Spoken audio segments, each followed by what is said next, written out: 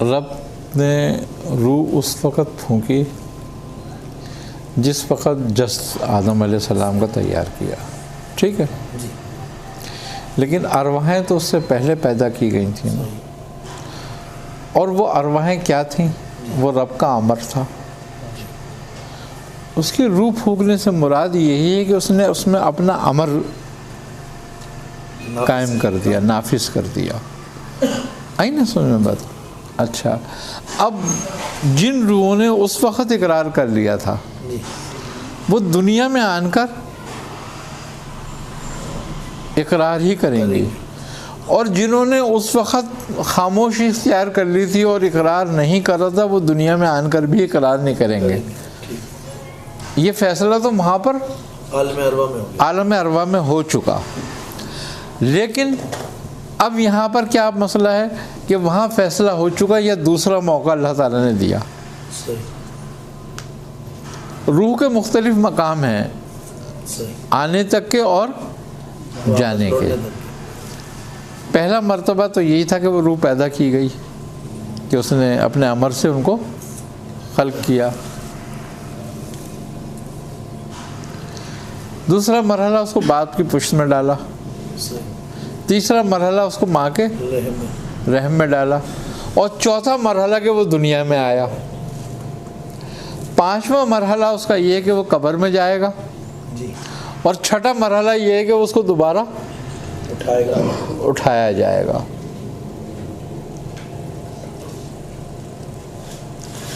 اللہ کہتا ہے کہ ہم نے کائنات کو پیدا کیا مگر 6 دنوں میں۔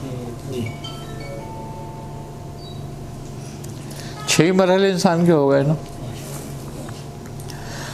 اب جب یہاں آتا ہے بندہ، دنیا میں آیا، اب دنیا میں ایمان نہ لانا اور لانا 2 باتوں پہ منحصر ہو گیا۔ ایک یہ کہ اس کی پیدائش کہاں ہوئی، اور دوسرے یہ کہ اس کو ماحول کیا ملا، کوئی اس کو ہدایت دینے والا ملا یا نہیں ملا۔ ابھی تمہیں عالم ارواح کی بات یاد ہے؟ تم نے اقرار کیا تھا نہیں یاد ہے۔ کیوں نہیں یاد ہے؟ اس لیے کہ تمہاری روح جو ہے وہ تمہارے نفس کے میں کتابیں ہو گئی ہے، اس لیے بھول گیا وہ سب، اس وقت بھول گئے ہو تم۔ اب چونکہ تمہاری روح عالم اسفل میں کمزور ہے، عالم ارواح میں طاقتور۔ عالم ارواح میں تمہارا نفس تمہارے ساتھ نہیں تھا، عالم اسفل میں تمہارا نفس تمہارے ساتھ ہے، تو یہاں روح اس کے تابع ہے۔ اچھا، اب اس کے تابع ہے،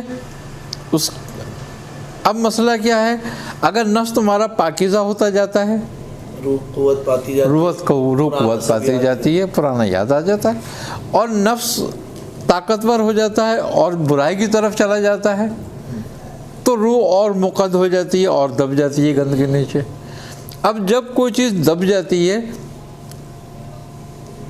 تو وہ ثقالت کی وجہ سے اپنی لطافت کھو دیتی ہے، اور جب وہ ثقالت کی وجہ سے اپنی لطافت کھو دیتی ہے تو اپنا وعدہ بھی بھول جاتی ہے، اور نفس اس پر غالب رہتا ہے۔ ساری دنیا میں پھر وہ نفس اپنی خواہش کے مطابق چلتا رہتا ہے، اور وہ اسی خواہش کے مطابق چلتے چلتے ایک دن مر جاتا ہے، روح کو واپس جانا پڑتا ہے، کیونکہ تمہیں ایک خاص مدت کی مہلت دی گئی ہے، اس سے زیادہ تمہیں نہیں رہنا پڑے گا یہاں پہ، یا اس سے زیادہ تمہیں رکھا نہیں جائے گا۔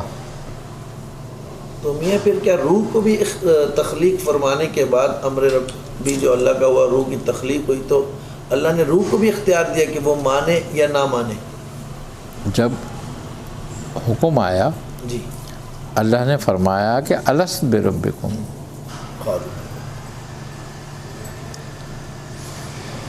تو یہ فرمان کلیاً تھا۔ روح نے کیا کہا؟ بے شک کالو بلا، ٹھیک ہے نہیں جی، ساری ارواح نے نہیں کہا کالو بلا، کچھ نے اقرار کر کے کہا کیوں نہیں، کیوں نہیں، کچھ نے پیر پٹک کے کہا، اچھا، کچھ نے سر ہلا کے کہا اور کچھ اس کلام سے مدہوش ہو گئے، اللہ مستی میں آ گئے، مستی میں آ گئے، انہوں نے مستی میں نعرہ لگایا، اور جو اس عالم میں مستی میں آ گئے وہ یہاں سارے کے سارے عاشق باللہ ہوں گے۔ اب ان کی مستی اترے گی نہیں، صحیح، وہ ہر عالم میں اسی حال میں ہوں گے، کیونکہ وہ عالم کلیہ، وہ ان کی جو ہے نا، جو ان کا سکر ہے ان پر کلین ہے کہ نہ کسی نے حالت سہو میں فرمایا۔ وہ جتنے بھی جنہوں نے حالت سہو میں ہاں کہا وہ یہاں پر سارے کے سارے علماء ہوں گے۔ اس میں پہلا درجہ انبیاء کا ہوگا، دوسرا درجہ صحابہ کا ہوگا، تیسرا درجہ اولیاء اللہ کا ہوگا، اور پھر صالحین کا ہوگا۔ اب وہ علماء سارے صدیقین میں بھی آتے ہیں اور صالحین میں بھی آتے ہیں۔ آئی نا سمجھ بات؟ ایک درجہ یہ ہوا، ایک درجہ وہ ہوا کہ جنہوں نے زبان سے نہیں کہا مگر اقرار کیا، وہ سارے کے سارے ایمان لائیں گے، مسلمان ہوں گے۔ آئی نا سمجھ بات؟ اور وہ لوگ جنہوں نے نہ دل سے اقرار کیا نہ زبان سے اقرار کیا، وہ سارے کے سارے مطلق کافر رہیں گے، ان پر ہدایت اثر نہیں کر سکے گی، ان پر ہادی جائے گا بھی تو وہ انکار کریں گے۔ قلوب اس لیے کہ وہیں سے ہو گئی، وہ یہاں نہیں ہوئی۔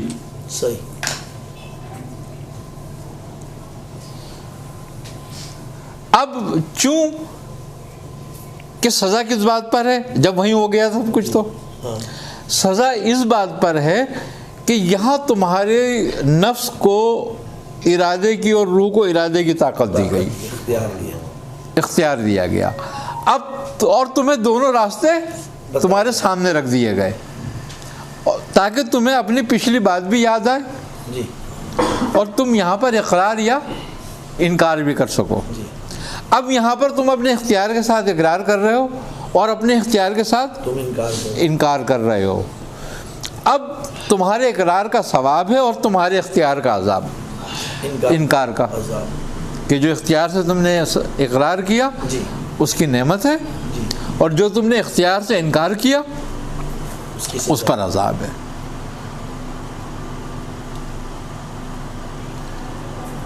اب ایک بات یہ ہے کہ یہ اللہ کے علم ہے کہ تو کافر رہے گا، صحیح، کیا اللہ کے علم ہے کہ کافر رہے، لیکن اللہ کی مرضی نہیں ہے کہ تو کافر رہے۔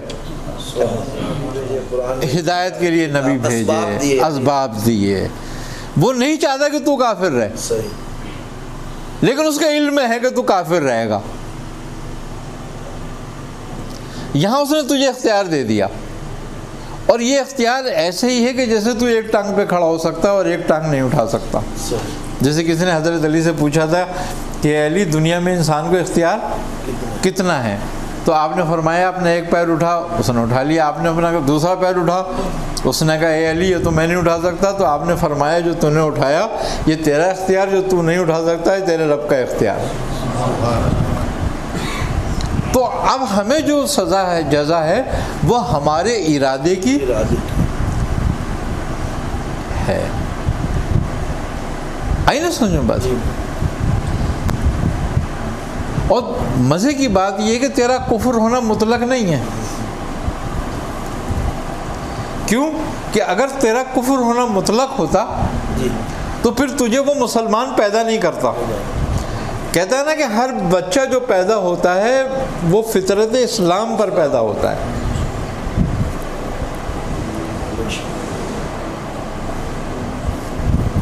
تو انسان کا کافر یا مومن ہونا مطلق نہیں ہے،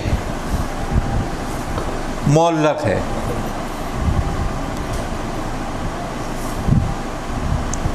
اب مزے کی بات یہ ہے کہ ہماری تقدیر معلق اور ہماری تقدیر مطلق اللہ کے علم میں ہے کہ ہمارے ساتھ آگے کیا ہونا ہے ہمارے علم میں نہیں ہے۔ ہمارے لیے کیا لکھا گیا، ہم ساری عمر نیکوکاری کرتے رہتے ہیں، ساری عمر نیکیاں کرتے رہتے ہیں، سب کچھ کرتے رہتے ہیں، اور مرتے وقت کافر ہو جاتے ہیں۔ اور ساری عمر کفر میں گزرتی ہے، فساد میں گزرتی ہے، اور آخری عمر میں مومن ہو جاتے ہیں۔ سبحان۔ تو بات یہ ہے کہ اللہ کے علم میں تو سب کچھ ہے، ساری کائنات ہے، جو کچھ ہونے والا ہے، جو کچھ ہوگا، جو قیامت تک ہوگا، جو قیامت کے بعد ہوگا، وہ سب اس کے علم میں ہے، لیکن اس کی مرضی نہیں ہے کہ اس کے بندے کافر رہیں۔ سبحان۔ اسی لیے کہا اس نے کہ ہدایت مطلق ہے، ہدایت مطلق ہے اور کفر معلق ہے۔ اب چاہے تو تو اس کو قائم رکھ اور چاہے تو تو اس کو مٹا دے۔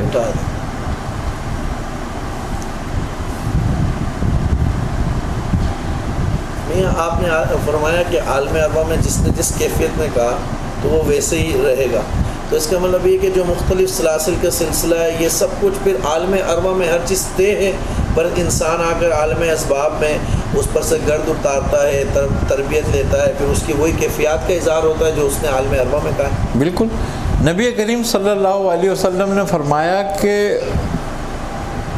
دوست کی روح کو دوست کی روح پہچانتی ہے، سبحان اللہ۔ اور اس کی مثالیں بھی ہیں، کہاں حضرت باعث بستامی، کہاں افضل خرقانی، 100 سال کا ایک دوسرے کی رحلت اور پیدائش میں وقفہ، حضرت باہ الحق نقشبند اور شیخ عبد القادر جیلانی رحمۃ اللہ علیہ کی بشارت۔ آئی نا سمجھ بات؟ حضرت اویس کرنی اور سرکار دو عالم صلی اللہ علیہ وسلم، اور کہاں سلمان فارسی اور کہاں سرکار دو عالم صلی اللہ علیہ وسلم۔ تو دوست کی روح جہاں بھی ہو وہ دوست کو پہچان لیتی ہے، اور کس حال میں بھی ہو، یہ بھی بات ہے۔ تو وہ ارواح ہیں جنہوں نے جتنی ارواحوں نے جس کیفیت میں جو بات کری ہے وہ سب دوست ہیں، وہ ایک ہی حال میں ہے۔ اب ظاہری حال ان کے مختلف ہوں گے لیکن روح ان کی ایک ہی حال میں ہے۔ اب یہاں پر جب ہم آتے ہیں تو یہاں پر جب دوست کی روح کو پہچانتا ہے تو وہ اس کی طرف راغب ہوتا ہے، اور جب اس کی طرف راغب ہوتا ہے تو اس کی محبت اس پہ سے وہ گرد اتارتی ہے، اس کی وہ صفائی کرتی ہے۔ آئی نا سمجھنے بات؟ یہی سلسلوں کے سلاسل کے جو ہے وہ طریقے ہیں اور رویے ہیں۔ تو پھر پیر مرید کا بھی یہی حساب ہوا، یہی بالکل یہی حال ہے، یہ سب پیر مرید سب طے ہے، یعنی بالکل طے ہے، سب صحیح صرف کرنی ہے ہم نے دنیا صحیح کرنی ہے، بس یہاں پر طے سب کچھ ہی ہے۔ آئی نا سمجھ میں بات؟ جس طرح ثواب بھی طے ہے، عذاب بھی طے ہے، لیکن وہ سب کچھ اب چونکہ جہنم اللہ تعالیٰ نے پہلے سے ہی بنا کے رکھی تھی، انسان کو پیدا تو بعد میں کیا، جنت پہلے سے بنا کے رکھی تھی، انسان کو پیدا بعد میں کیا، تو دونوں انسانوں کے لیے بنائی تھی نا۔ اس کا مطلب یہ ہے کہ اس میں نیک بھی ہوں گے، اس میں بد بھی ہوں گے، اس میں فرما بردار بھی ہوں گے، اس میں نافرمان بھی ہوں گے، اس میں دوست بھی ہوں گے اور اس میں دشمن بھی ہوں گے۔ خلق میں اللہ نے جو اپنی روح پھونکی تھی، اس روح پھونکنے سے مراد یہ ہے کہ اللہ نے اپنا اختیار تخفیض کیا تھا انسان کو۔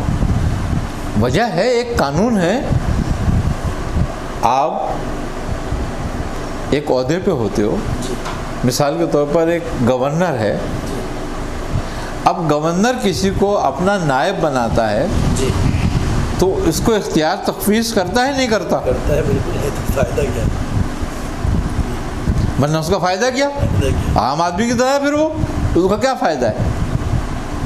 تو اللہ نے زمین پہ اپنا خلیفہ مقرر کیا ہے انسان کو، خلط پہنائی ہے نا ہم نے۔ خلیفہ مقرر کرنے سے یہ ہے کہ اس کو خلط پہنائی ہے، کس چیز کی؟ عزت اور اکرام کی۔ سبحان اللہ، سبحان قرآن میں بھی کہہ رہا ہے نا، بے شک